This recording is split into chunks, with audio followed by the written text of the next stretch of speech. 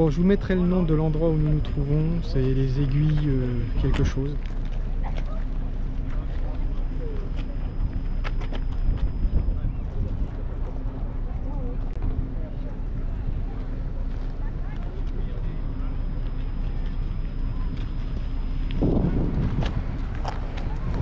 Alors nous sommes arrivés là pour une fois en bus.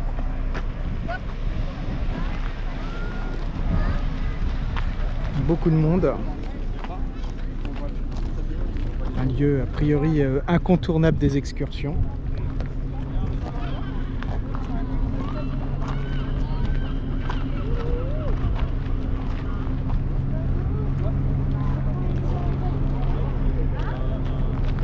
Alors je comprends pourquoi c'est incontournable, hein. Ça paraît vraiment assez joli.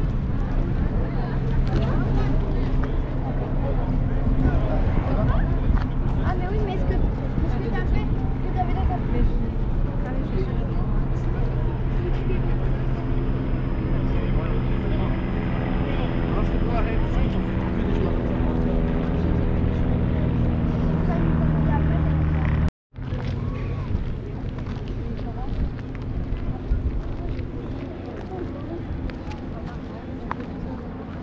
Alors c'est beau. Là je vous le concède. C'est magnifique.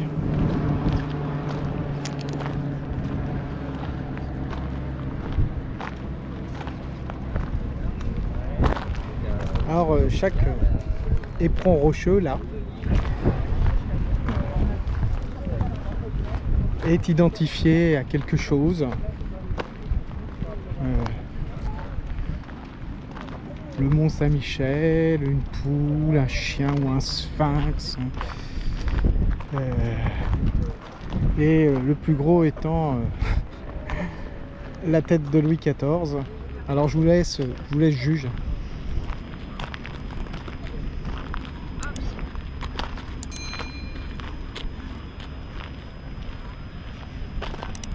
Et donc dans le fond on n'en voit pas beaucoup, on les voit sans doute très mal sur la vidéo,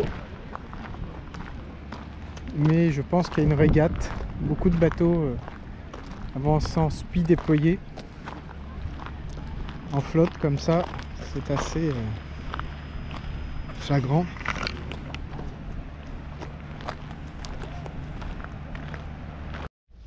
Toujours au même endroit mais vue terre, avec dans le fond le phare de Goulfard qui nous a guidés une partie du temps quand j'ai redescendu Néré en 2015, quand nous sommes partis vers il y a le petit trajet et le grand trajet. Le petit trajet qui est 2 € de moins. vers les sables, voilà, chercher le nom, en 2015. Et effectivement il se voit de loin.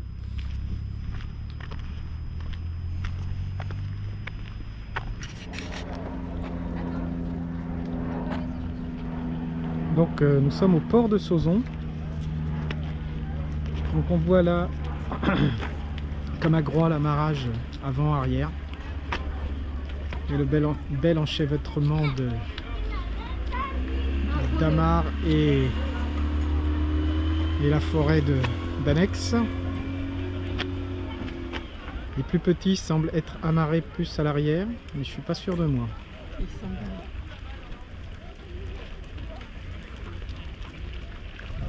Je ne vais pas pouvoir avoir un deux de Il doit être possible de mouiller un peu plus loin là-bas.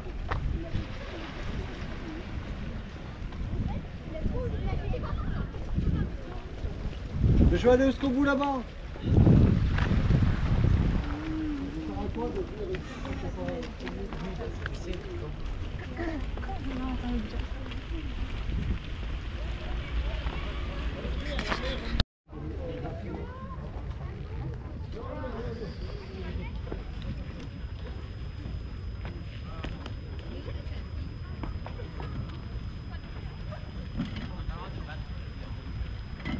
On dirait que les plus petits sont plutôt derrière et les plus grands devant.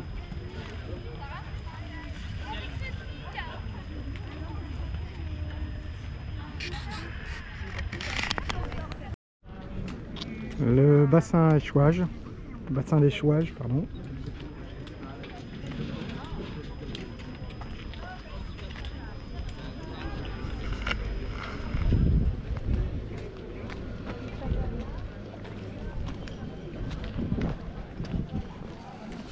Finalement, Sauzon est beaucoup plus sympathique, beaucoup plus humain que le Palais où c'est vraiment l'effervescence, beaucoup de bruit, beaucoup de voitures. Ici, c'est vraiment beaucoup plus humain. On a vu hein, l'avant-port qui est à peu près le seul endroit où on peut s'amarrer avec de l'eau à flot et tout petit. Après, il y a les bruits, il y a les villages. Mais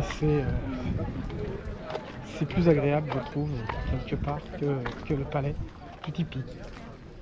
Je pense que les deux se valent, enfin les deux valent le coup.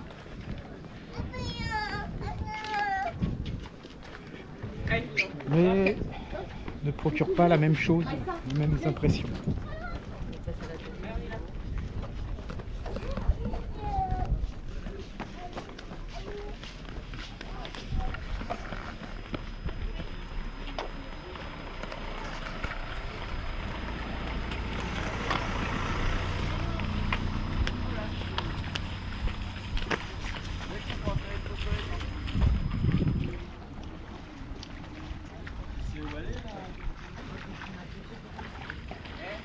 Ces ports à échouage ont toujours un certain charme.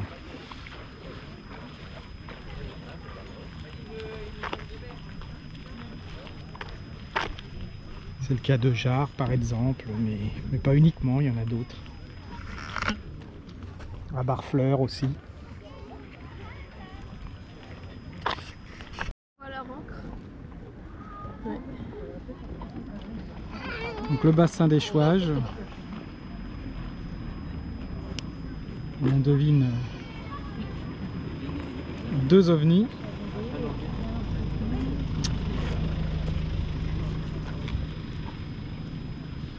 Un RM qui doit être un RM 1040 ou 1050.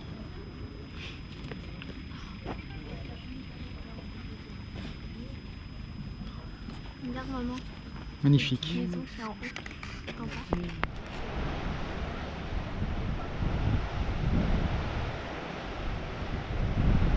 Nous sommes sur le site de l'apothicaire-rie à Belle-Île.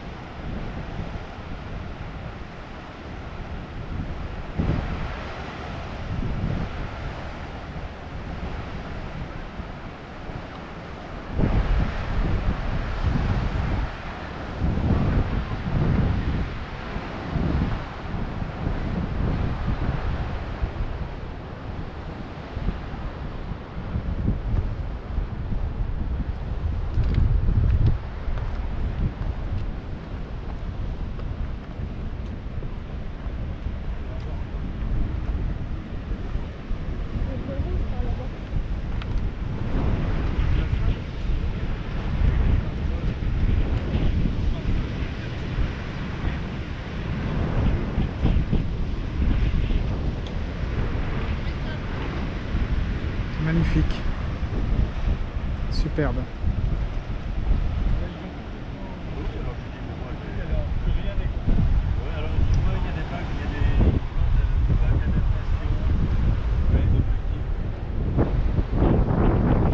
Le sol est très particulier.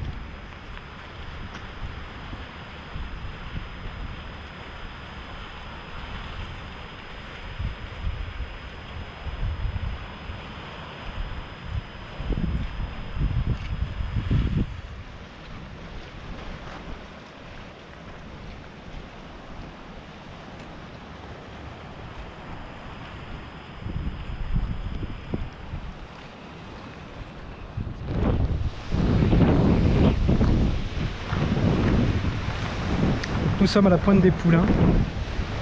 De nouveau sur le GR34, un petit peu.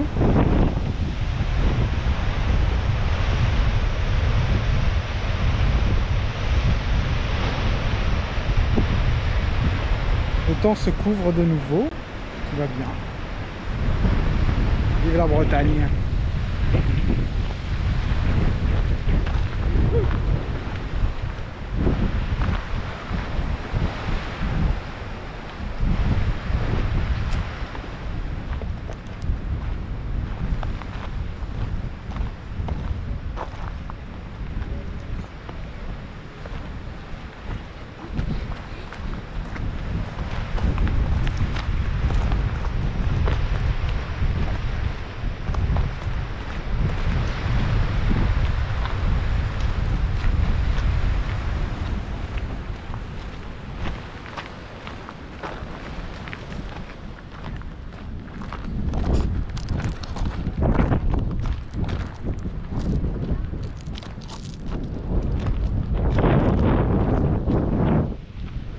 Je me demande si là-bas, la pointe qui est là-bas devant, il y a beaucoup de bateaux qui passent.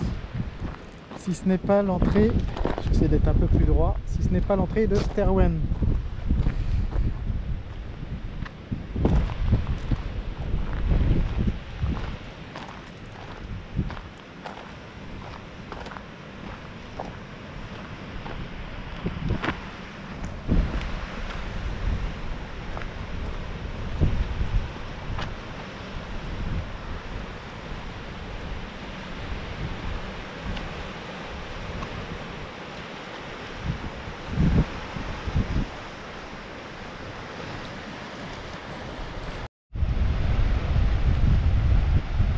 Voilà, toujours sur le GR34 autour de la pointe des Poulains.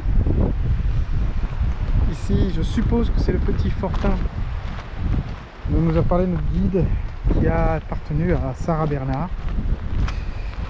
Je le suppose.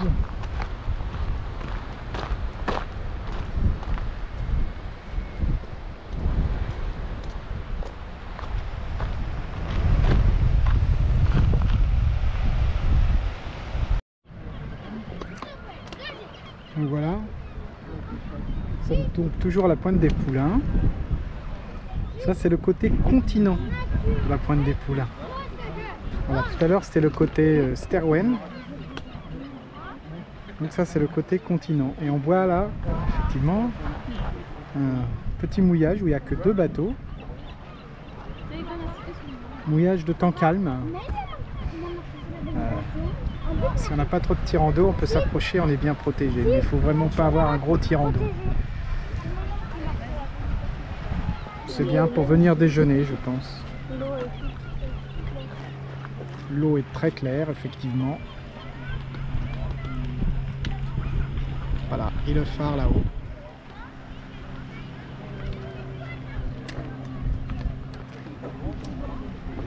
Il y a pire comme endroit. Il y a plus moche.